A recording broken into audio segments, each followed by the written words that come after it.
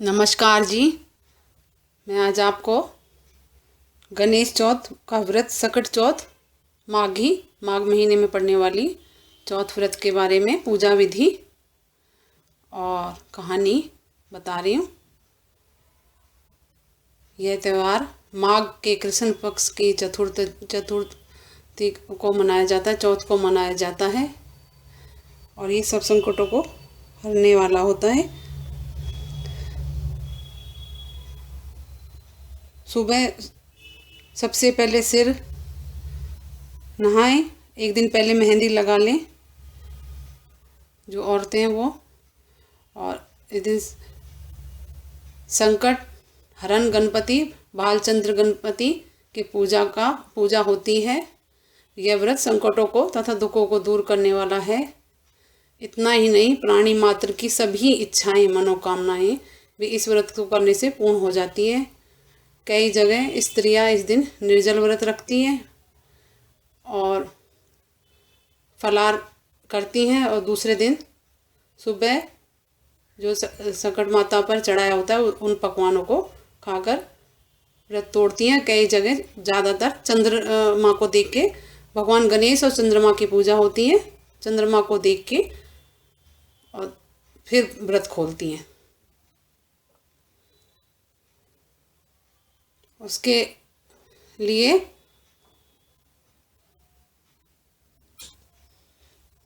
तिल का ही प्रसाद चढ़ता है और तिलकुटी ही खाया जाता है। तिल को कई लोग भून के, सफ़ेद तिल होते हैं उनको भून के गुड़ के साथ कूट लें इमामदस्ता वगैरह में, उससे तिलकुट भी बोलते हैं, तिलकुट बन जाता है। कई जगह कहानी सुनते हैं।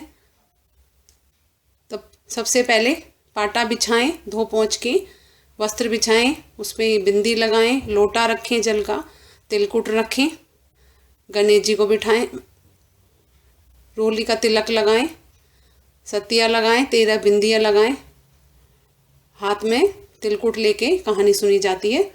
और कई जगह इसका तिलकुट का पहाड़ भी बनाया जाता है। और किसी के बहुत सारी जगहों पे शादी होती है लड़के की, तो वहाँ पे भी कुछ लड्डू बना के तिलकुट के वो चढ़ाए जाते, बांटे जाते हैं। और किसी के लड़का होता है तो उसमें भी बहुत सारी जगहों पे तिलकुट बांटा जाता है।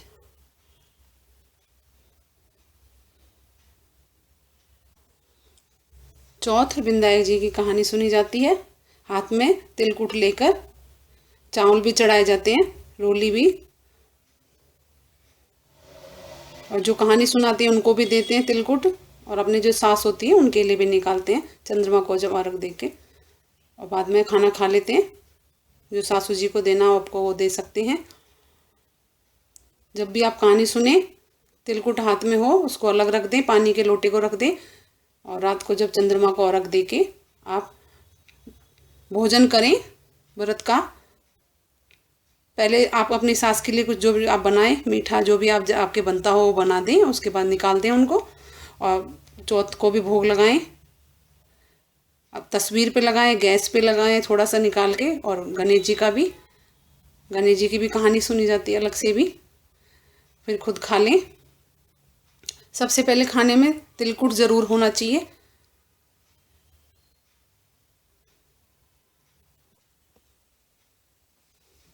कहानी इस प्रकार से है।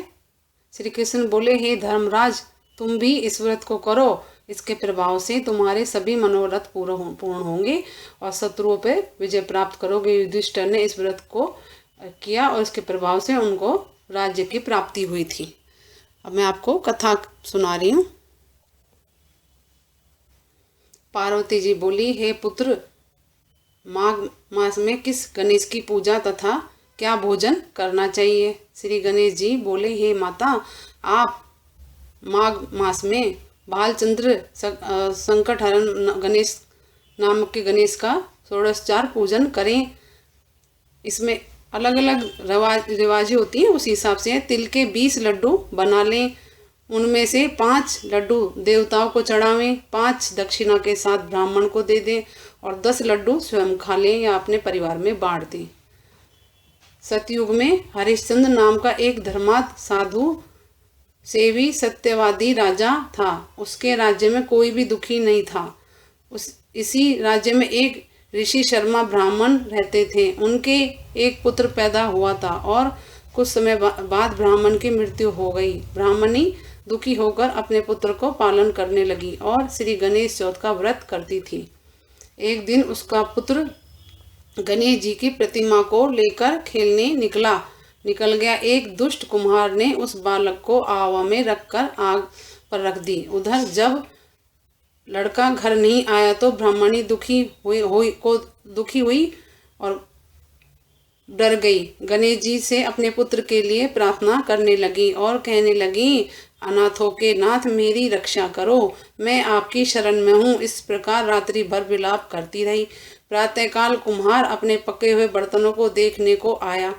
उस बालक को देखा और आव में जंगा पर्यंत जल भरा था। इस घटना को देखकर कुम्हार ने राजा के पास जाकर सभी समाचार कहा और बोला, हे नाथ, मैंने अनर्थ किया है, मैं वध योग्य हूँ।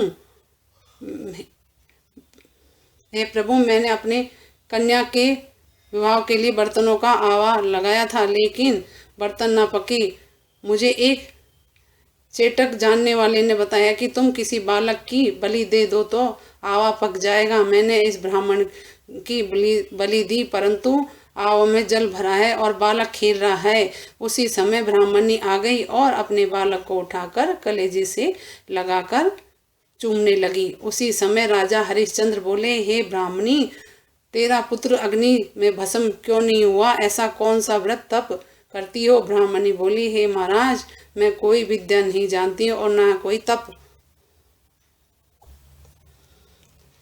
ही करती हूँ। मैंने संकट गणेश नामक का चौथ का व्रत करती हूँ। इस व्रत के प्रभाव से मेरा पुत्र कुशल पूर्वक है।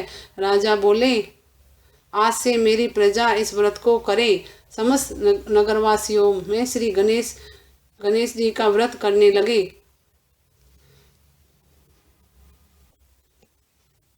इसी प्रकार से दूसरी भी कथा है, छोटी सी। किसी नगर में एक कुम्हार रहता था। एक बार जब उसने बर्तन बनाकर आवा लगाया तो आवा नहीं पका। परेशान होकर वह राजा के पास गया और बोला, महाराज, न जाने क्या कारण है कि आवा पक नहीं रहा है। राजा ने राजपंडित को बुलाकर कारण पूछा। पंडित ने कहा, हर बार आवा लगाते समय एक बच्चे की बलि देने से आवा पक जाएगा। राजा का आदेश हो गया। बलि प्रारंभ हुई। जिस परिवार की बारी होती थी वह अपने बच्चों से एक बच्चा बलि के लिए भेज देता था। इसी तरह कुछ दिन बाद एक बुढ़िया माई के लड़के की बारी आई। बुढ़िया माई एक ही बेटा था तथा उसके जीवन का सहारा था, पर राजआज्ञा कुछ नहीं देखती।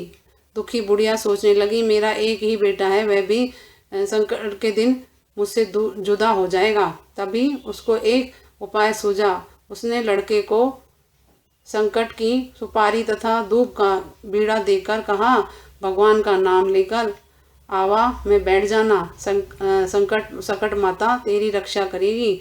संकट के दिन बालक को आवा में बिठा दिया गया और बुढ़िया संकट माता के सामने बैठकर पूजा प्रार्थना करने लगी।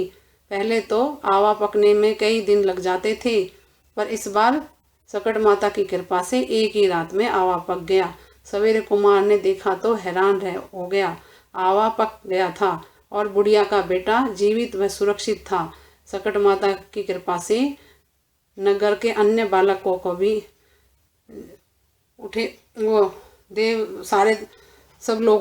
नगर के सब लोगों ने संकट माता की पूजा की और उनकी महिमा स्वीकार करी। ये संकट चौथ की कहानी है, पूजा विधि और कहानी। आप सुने। मेरे चैनल शुभ लाभ को लाइक करें, सब्सक्राइब करें, शेयर करें। नमस्कार जी।